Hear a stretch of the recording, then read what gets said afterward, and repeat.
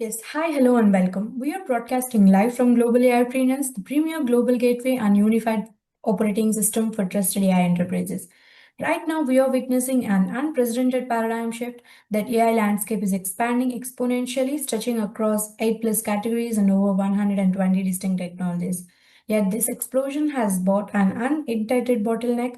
Enterprise buyers are facing severe decision paralysis, investors are swimming in unvetted noise, and brilliant founders remain isolated from cross border institutional bridges they need to scale. The results are clear: capital inefficiency and deployment friction. Promoted by the Global Council for the Promotion of International Trade and the Global Council for Artificial Intelligence and Robotics, Global AIPreneurs was built to change the narrative. We are moving decisively past passive directories. We are a multi-layer engagement engine spanning technical operational reviews that community rankings, connecting enterprise demands directly with trusted AI supply. Across over primary global hubs in India, Singapore, UAE, Saudi Arabia, the USA, the UK, Switzerland, the EU, South Africa, Kenya, Ghana, and Nigeria. We are bridging the gap between raw potential and institutional deployment. Today, as part of our visionary interview series, we are delighted to welcome a leader who expertise spans investments, fundraising, merge and acquisition leadership, development, and global business expansion. Shyam Kashyap, thank you for joining us today to help the shape the future of global AI readiness. Sham Thanks a is a lot. yes. Sham is a technology and business transformation leader with over 27 years of global experience, helping organizations build, scale, and optimize global capitalized centers, engineering organizations, and digital transformation initiatives across Europe and Asia. As the Indian head and board member of Moudgilz GmbH, he has led exclusive leadership, product engineering, operational excellence, AI adoption, and enterprise transformation initiatives across telecommunication, fintech, mobility, AI, and enterprise technology. As a fractional CXO and board advisor, Shyam worked closely with enterprises, founders, investors, and technology leaders to establish AI centers of excellence, build high performance engineering teams, develop scalable operating models, and accelerate responsible AI adoption through practical governance frameworks. His experience spans GCC strategy, AI implementation, engineering leadership, product development, operational scaling, and operational transformation. Passionate about building future ready organizations, Sham actively collaborates with startups, enterprises, investors, and technology partners to create sustainable innovation ecosystems that enable global market expansion, technology commercialization, and long term business growth. Sham, thank you for joining us today. Over to you. Thanks a lot. Just to introduce, I am a board member, founder of Moudgilz GmbH, which is a Swiss company, which is my company too. And I am running the entire show from India. And I hold other two companies as a co-founder, and I'm also working as board advisor for multiple companies. Just to give you a brief highlight about myself, let me share my presentation. Good. So, as Sushma introduced, uh, the main thing what I'm doing is building AI-led global capability centers. So GCC in its own term has two things. Many think about it as a capacity model, but it is a global capability model as how we see. Just to give a bit more. One of the segment what I would like to discuss is my practical expertise and how the things are panning out, and also how the future looks in next to with AI being the backbone or AI being the support. How does the next 3 to 5 years horizon looks? Also, I would like to provide a scaling blueprint, what we used with product and the framework, what we usually do when we bring all the companies. And then there is also some part of an ESG part, what we are leading to as part of integrating with the AI and also some specific applications, what I would discuss later, and also ecosystem synergy, how we are developing it. Well, I bring about almost around 27 years plus experience I'm building capability centers. Already we have employed more than 120 engineers along with multiple single point of contact or India head positions with also developing the whole company laterals within our GCCs. So yes, the key thing what we do, if you look at the presentation, the rightmost corner, you have 90 to 180 days. This is exactly what we call a product GCC in a box, where we ensure a customer it takes in anywhere in between 90 to 180 days based on the uh, requirements and the staffing. It takes around 90 to 180 days to start their operation, which means they can come, they can have a discussion with us, and then we'll be ready to move as fast as they move in order to make sure their operations starts. Okay, just to give you a bit of background about myself, I was almost about 16 years in Swiss, working with Swisscom and Alcatel-Lucent, telecom and a telecom operation vendor, both sides of the table. I do bring my expertise, what a telecom needs or what a product company can supply to a host company or a technology company where the product or the solutions are absorbed. Okay. Currently, now I'm working as a CTO board member at Moudgilz, and also I do have two other companies where I am board advisor and co-founder. One is 360 Auto, wherein we are developing an AI-based blockchain-enabled platform for automobile industries, which is completely missing in India, and Authenticate Amplifiers Hub, which is more or less a social edtech platform, social edtech platform, very similar to the most relevant Europe or US based edtech platforms, where the coaching and the how the coaching is done would be at a very different level. Of course, what I bring about is AI Center of Excellence Global Blueprint, for which we do have a framework called Architect, which is used when we discuss about how, what, and the needs of that particular customer. So this gives us a complete cross-industry framework, industry demands, and almost most of the cases, the model selection guardrails and the stage gates where we can easily adapt and flow through that. The entire framework gives you these options, which makes the company and us, both companies, to be at a very fine level or understanding level when we start working as a center of excellence. Also, I have put a 360-degree auto as to maintain delivery discipline, because it is a complete unique product what we have been platform what we are bringing on the in the ecosystem, which literally has a complete AI and blockchain based mode.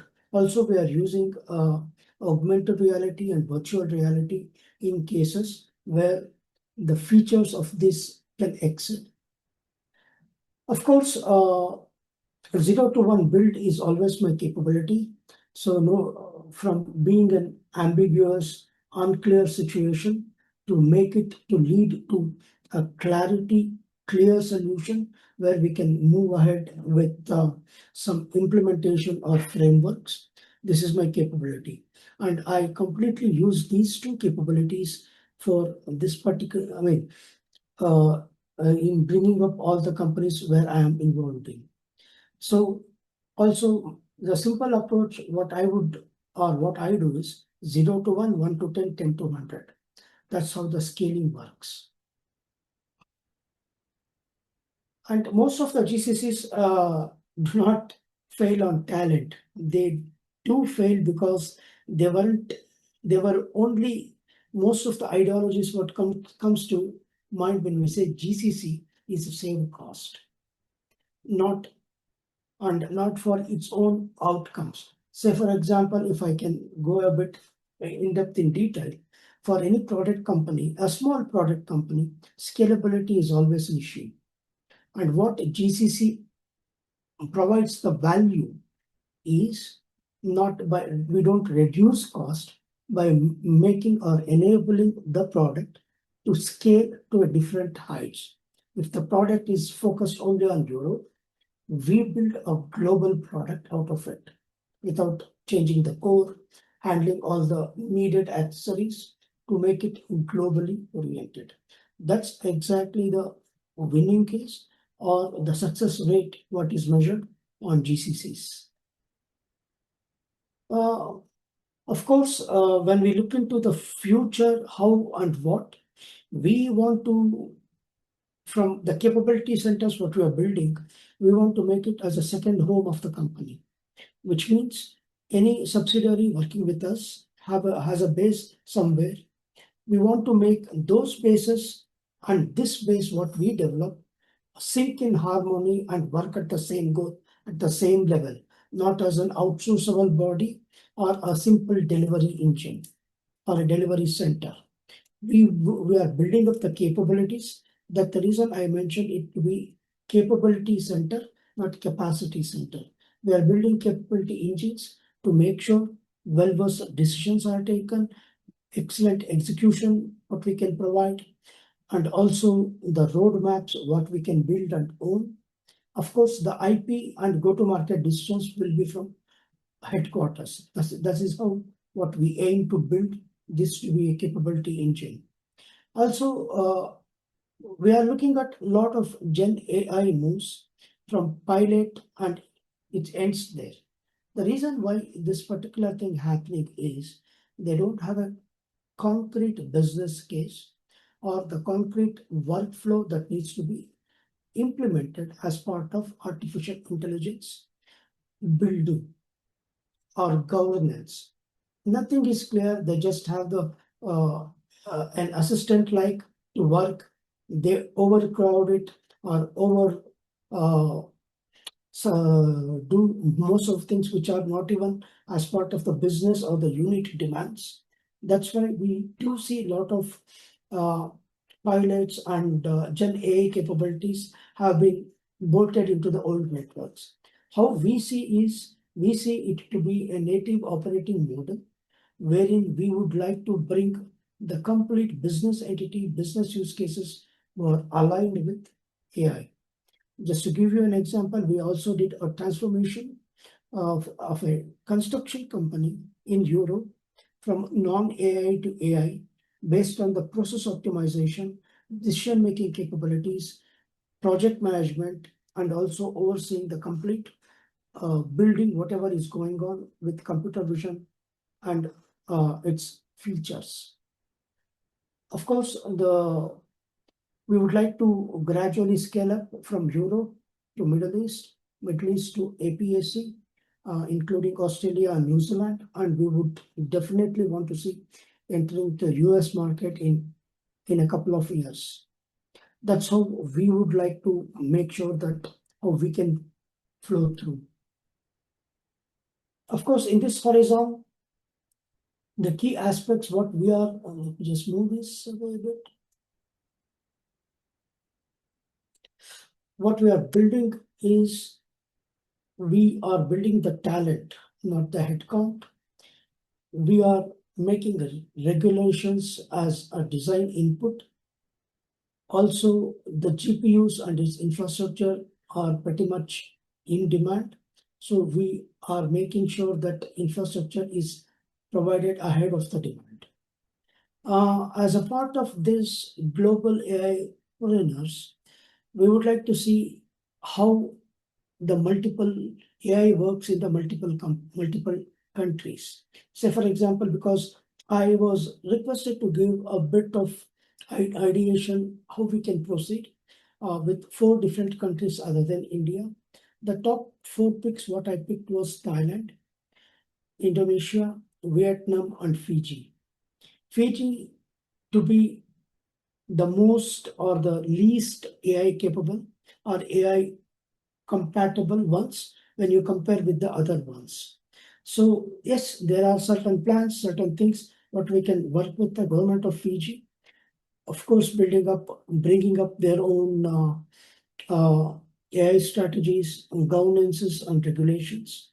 Similarly, we can use in Vietnam AI as a national infrastructure to make sure the digital transformation strategy, which they have from 2026 to 2030, where we can even influence a bit of AI to be taken into consideration when the development is happening. Of course, in many places, I have provided a bit of information, which is just a bird's eye view. It's not completely detailed, but yes, there are strategies, there are work processes and modes which can be worked together. Of course, the other key scaling blueprint, what I used in my particular current job and what I'm doing is bot model. What we do is we build, operate, and transfer. Typically, we do it. Okay. So what is the importance of these things? One is along with building and operating and transfer, we can also look at the strategy. We can look at the technicalities and we can look at the governance. These three are the key pillars where the bot model do interact or merge in order to provide an excellent, workable solutions. Okay, so one of the other two frameworks what I have discussed is the architect framework, where the entire process of being okay, what we just to I'll take a step back and say what we provide is two solutions. One AI Center of Excellence, one GCC without AI or with AI. To get or to have this clarity between the customers whom we are interacting or the entities whom we are interacting, we have built this framework called Architect. Architect is a abbreviated word for an elongated process. And what we do in this, I can give a generic view. We and the partner whom we engage will have to answer a series of questionnaires and series of processes as part of their requirement. And we internally provide what our capabilities are.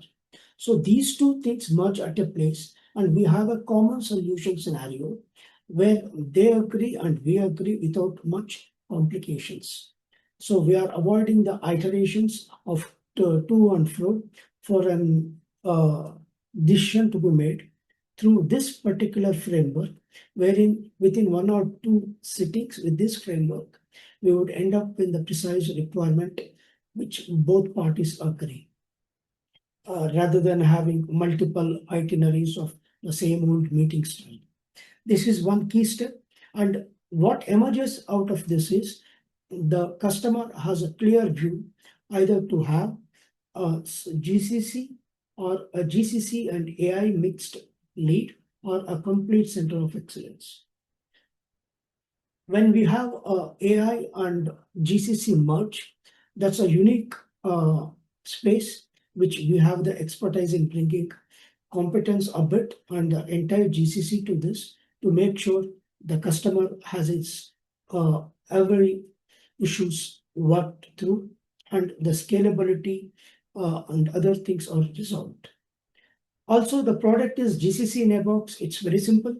We ensure the operations. We build, operate, and we make sure that within 90 days or to 120, 180 days, we do build and start operations for that particular GCC or a center of excellence. This is how we formulate it and we work through. Okay.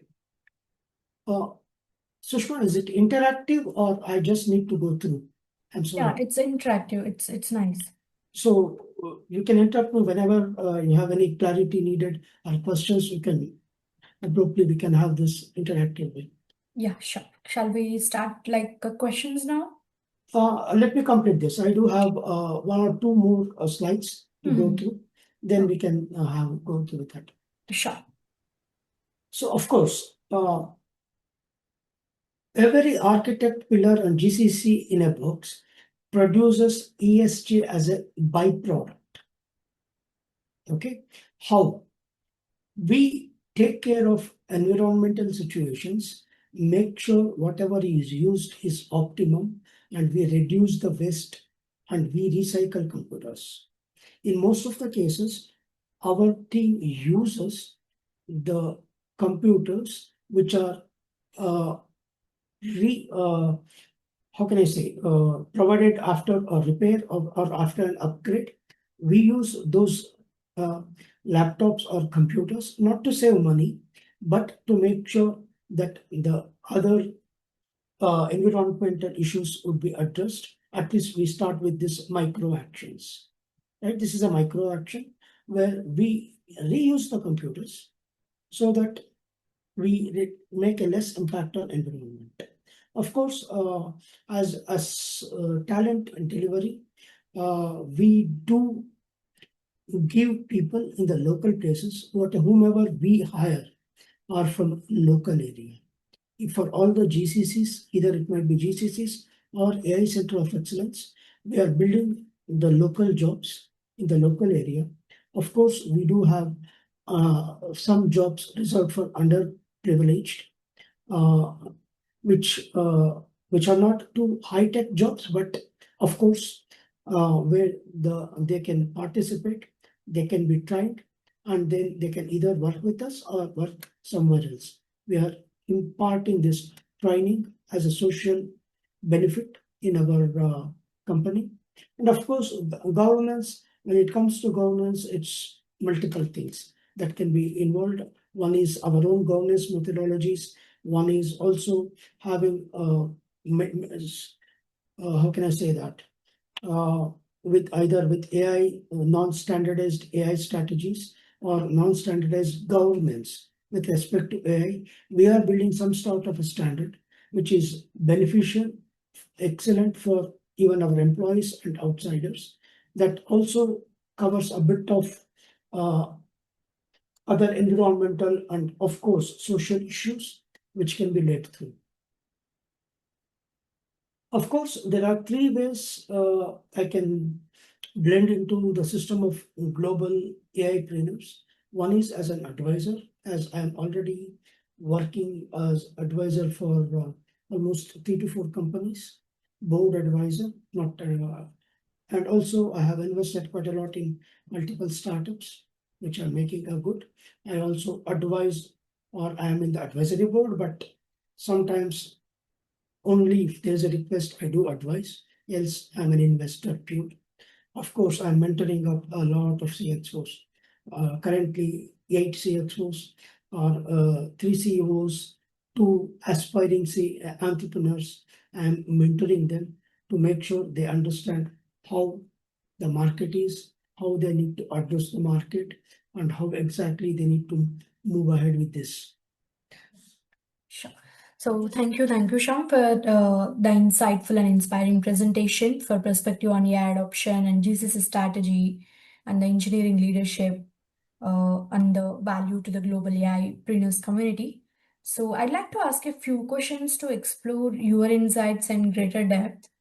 So, having built and scaled global capability centers, GCCs, engineering organizations, and AI transformations initiative across Europe and Asia, what do you believe are the most critical strategic decision organizations must make today's to successfully evolve into AI first enterprise while maintaining sustainable growth? Yeah. See, what's happening, I go in the general terminologies and laymanish way. So what's happening now is the companies, whichever the companies who think AI first, are making every technology decisions. Okay, but still you can read in the reports or you can see in many places, oh, we invested 2 million in AI, we failed. I invested 5 million in AI, it's failed. Why? The reason is very simple. When you build an AI processors or AI, when you tend to use AI processors, AI engines, AI products as part, there must be an organization a real business case or a real marketing case that needs to be amalgamated with this particular AI, then we can talk about AI first integrated concepts. What it means is you have to align AI, because you can see, if I very generically put, Tom, Dick, and Harry are producing AI agents and agentics. How many are using it? That's the question, right? So what's happening at this level is very clear, that they don't bound with any business case or company or organization which can back them. So once you have organization backed, then we can say AI first, and then obviously the owners, then the company can take the ownership with the organization backed. That means the failure rate is pretty less. Also, the second thing, what in general is like it is build or borrow or partner. These are three things what we can do for AI development. You can build on your own. You can borrow another solution, pay, get it, or subscribe to it, or partner with the lead. I have seen in most of the cases, people tend to go at the first, they try to build their own. To build their own, they need a lot of investment and a lot of resources, which they spoil through. Later, they either borrow or partner. Rather than moving in this direction, I would definitely see the borrow or partner would be ideal, a win-win situation for any organization. Of course, if you go one step further, the architecture we need to have in mind before we have the headcount. There has to be a capability measures with in terms of technology, in terms of AI producing thing, what is needed when you look at the headcount. So if we can work on these three key aspects, then it would be an excellent thing where we can move ahead exactly as planned. See, what we have done for this is we have introduced two processes wherein we have successfully managing ROI, and also make sure there is a visibility from the company and operationalized within 180 days. That's the maximum what we have taken. So, and we do operate for 4 years, 6 months build, 4 years operate, 6 months transition or transformation or moving, giving the company out, transfer to be very clear. So what happens at this stage is we have a 5-year I won't say contract, 5-year relationship between any company, at least where we can see some successful products ahead. That's where decisions needs to be taken, not looking into 1 month, 2 month, or 1 year, but strategically they have to think a bit more to how to evolve, how to work, and how to move ahead. Yes. Thank you. Thank you for sharing those valuable insights. So moving to my next question, in your presentation, you introduced the concept of the 3-room 1 pattern, highlighting AI, COE governance, delivery discipline, and GCC operationalization. Could you explain how these 3 pillars work together to help organizations build sustainable and high-performing AI capability centers? Okay, so how we do or how we make these things are, we have a standard procedure or a framework which needs to be understood. So when this is understood, the business cases are clear. There is a business or organization support. Okay, we achieve this. And the second part of this also comes with a framework what we can ideally put as discover, govern, execute, and measure and institutionalize. What it means with these 3 pillars covering the entirety, we also need to go a bit into introspection to see how practically this can be done. So doing it practically, this involves 4 key steps for us. which is not, I haven't published it, or it's not on the presentation, but I would like to dig a bit deep into it. So one is a discover. So what is discover? So we definitely want to see whatever the AI procedures or whatever the AI is built comes up with a proper business case. Okay, proper business case, not a technology, I mean, not using technology as a novelty, but as a added feature. Okay, so when this comes into picture, then the P&L will be aligned with this, and there gets the complete visualization of how it works at the management level. Then we have to govern. So what do you mean by govern? So we can adapt this governing principle into the second strategical pillar, what I mentioned in the earlier case, where we operate.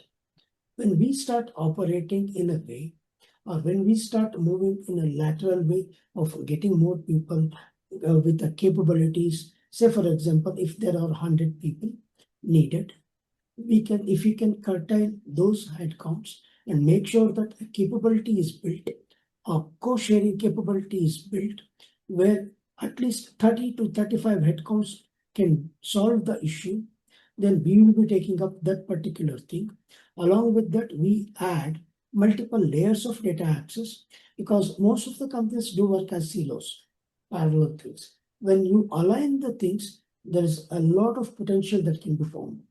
Now, we will be providing a lot of more checkpoints, checklist, and everything when it comes to the flow of governance with these teams, so that there is no any legality problem, or there are the teamwork that needs to go in a unique way to conquer the solutions or to develop the solutions, along with the AI governance on top of it. This is one aspect.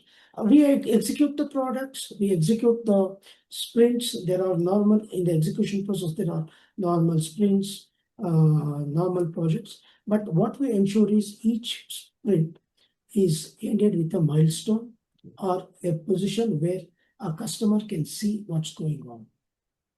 So each milestone builds, if there are 10 features that needs to be built, we say first milestone, we complete 4 features which can be used, and we start building on top of it. That leverages even in when we build AI products or the normal products. These things do highlight and give a relevance to the board for the other company, and also to go in our company to make sure the execution and the delivery is on track. Yeah, thank you. That's very practical. And the fourth point is measure and institutionalize. So it is very clear that ROI is not only the mode, but the adoption rate, cycle time reduction, whether the business unit chooses to keep funding it or not, or if the pilot budget is gone, we would try to do something manually or from our end, not from the subsidiary, not from the mother company, but within the subsidiary, we allocate certain amount of people to work it through, to process it, to make sure that there is something, an output which is measurable, can be provided. Point number one. Point number two, once you have it, once you show it to the company, those are the key engagements where the mother company trusts you, the subsidiary company, and leverages a bit more power or a bit more openness when we work. These are the things which are obviously missing, or I have been not able to find in any other companies which we are working. That's the reason I say it's a bit of an unique thing what we are building. The CAI, either AIC, COE, or the global capability centers. These are the crucial factors what we look into. Yes, that's very practical framework, and one that many organizations can certainly learn from. So I'd like to ask one more question. where you Yes. have advised organizations on technology, leadership, operational excellence, and AI centers for excellence. So, based on your experience, what practical framework would you recommend for enterprise looking to adopt AI responsibly while balancing innovation, governance, execution, and measurable business outcomes? I think few of the points I did cover in the last question as part of four uh, pointers. Govern. Uh, Let me just go back to my notes.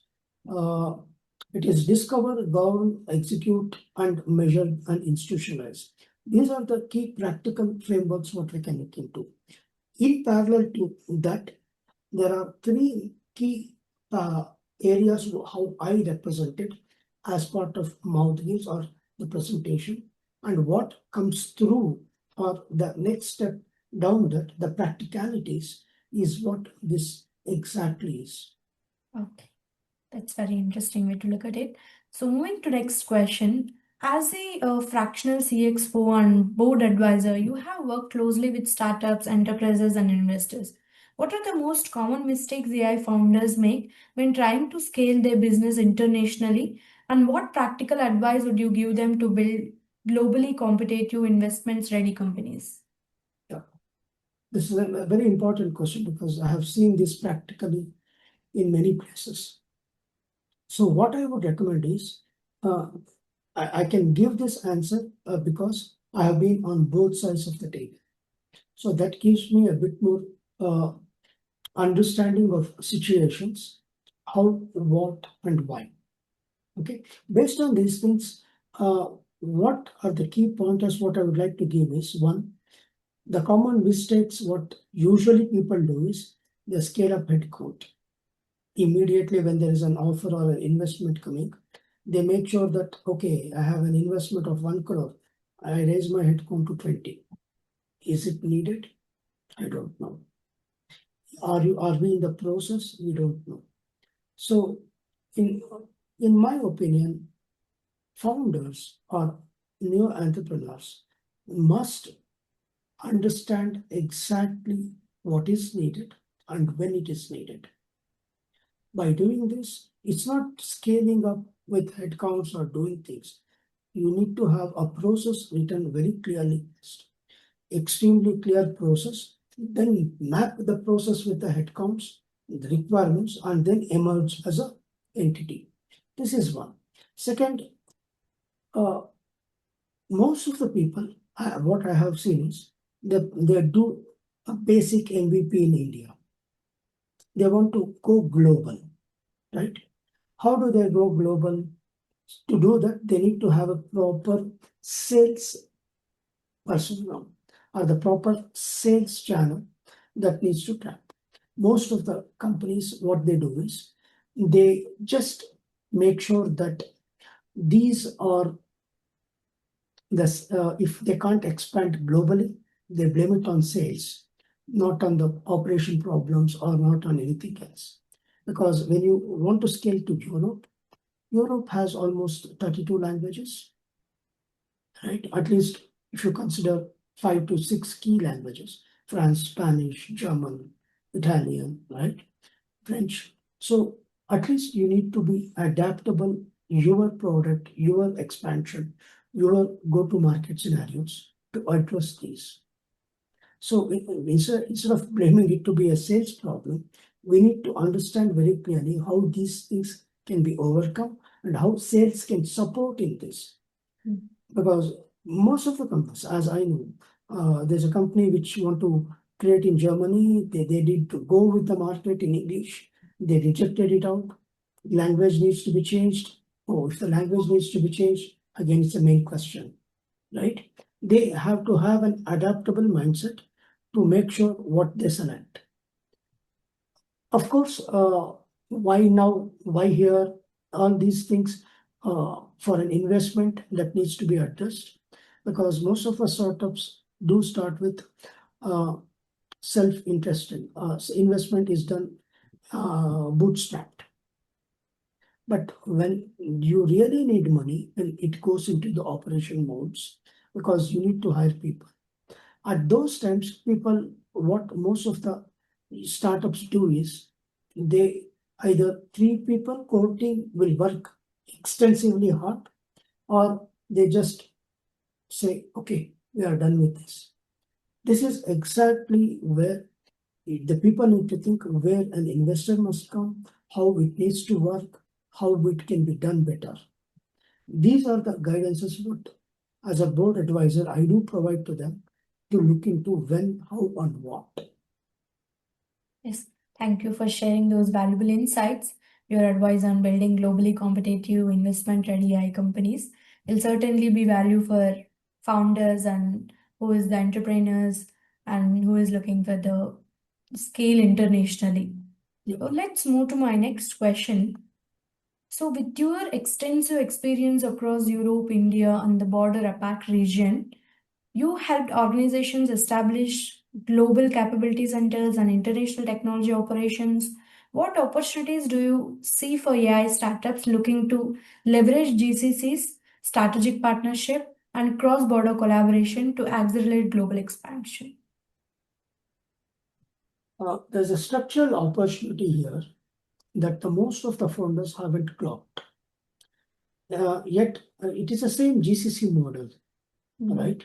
So we can make sure the build, operate, and transfer model or a GCC build-up model that can be used to make sure not only India, but also internationally well-acclaimed startups can start utilizing it to make sure that things go in a right direction.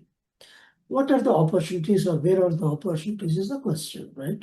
So you can use GCC as a scaling shortcut with not just over the cost lever. You can create a small pod of 10 people to test the pulse and move ahead rather than, oh, I see there's a need of 200 people. If I buy 200 people or I invest money there, my taxation would be less in Europe. If this is the mindset of an investor or an entrepreneur, then that GCC for sure will fail, right? That's one. Second is due to the companies, due to Indian government and European government free trade agreement, there's a complete Indo-European corridor being built. And in Europe, as I was there for more than 15 years, I know there are companies with 5 to 10 people bringing up excellent global products, right? To scale, you need to have someone to make sure you reach the point without spending much, because these are the companies who are not making 20 million, 30 million rate. They are only making 1 to 5 millions, but also they would like to see the product launched globally. This is exactly where we come into picture. We make sure the things do work hand in hand. Of course, strategic partnerships and with the regulatory coming into picture with the governance models and everything on AI and also on IT corridor, it's an excellent partnership that can be developed, which obviously an Indian entrepreneur needs to keep in mind. Yes, those are excellent, perfect perspectives. It's inspiring to hear how global capability centers, strategic partnership, and cross border collaboration can create new opportunities. Yeah. So let's explore one final question. So Global AIpreneurs is building a trusted global ecosystems connecting AI founders, enterprises, investors, governments, researchers, and technology leaders. Based on your experience in scaling organizations and building international innovation ecosystems, how can initiatives like Global AIpreneurs, startups, entrepreneurs accelerate startup scalability, market entry, global partnership, and responsible AI commercialization? See, ecosystems do succeed or fail based on one thing. Okay, if they reduce the friction between people who have the capital and the people who have the capability, right? You are building out an entire new ecosystem where the people do come out and do work. Also, the other key aspect is technology can provide you solutions. Okay, but the core behind this is how you see this ecosystem working with people, working with how can I put people with less privileges, less marketing opportunities, less privileges. They can even have an intelligent, workable situations or solutions because they went through a hardship, right? So this is where such ecosystem like global AIpreneurs or global software enterprises, which is also an NGO part, these particular things can make sure that we involve them. We provide an umbrella on top of it with investment or with know-how, with a buildable feature that will obviously improve the company and also, sorry, obviously improve them and their social life, right? Along with that, we need to create a bit more, we have to curate the trust-based introductions, even in the open marketplaces. What it means, I come out with an excellent product, right? But when I introduce a product into market with no support, it usually dies off. So what we have to do, or how we have to bring this is, we need to make sure that in the open marketplaces, such products are supported, are taken care, or make sure that we certify it, certified from GlobalAIPreneurs, is holds its own weightage, right? So these are the things that can be done. Also, we need to usually for every industry or every ecosystem, there's a playbook.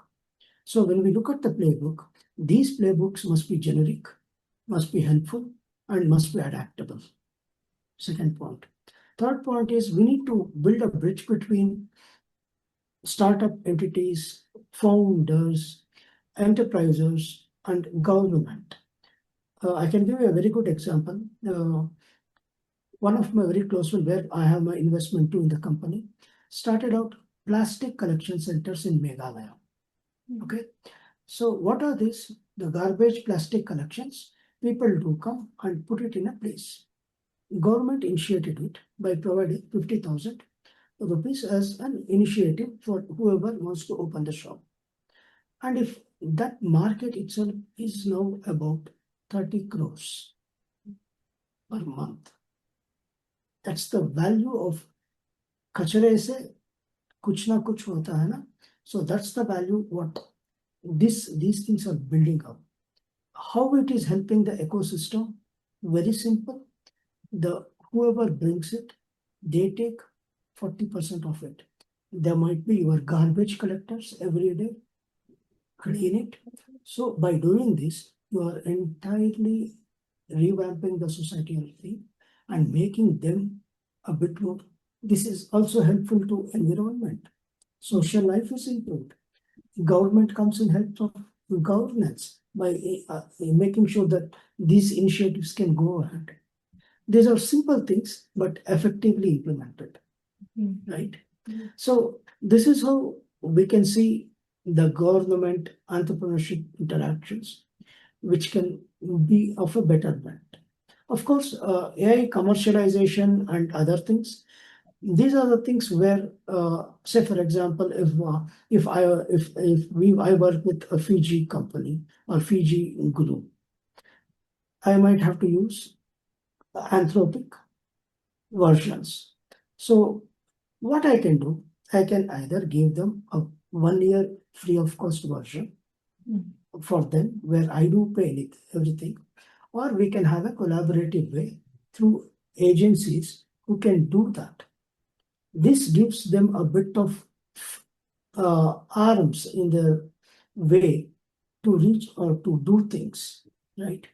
These are some of the simple things as an entity, as an investor, as a government, or as an entity. The collaborative model is the best to go forward. Nowadays, the hierarchical model there's a rule, there's a thing government says, that's more or less coming down in India too. But this is the way how there's an interaction between government and the ecosystem and the founders.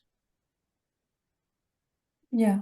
I hope I answered your question. Yes, I think that gives our audience a great deal to reflect on how it will go on. So it's an insightful and inspiring conversation, Shyam. So thank you for sharing your remarkable experience and practical insights with the global AIpreneurs community.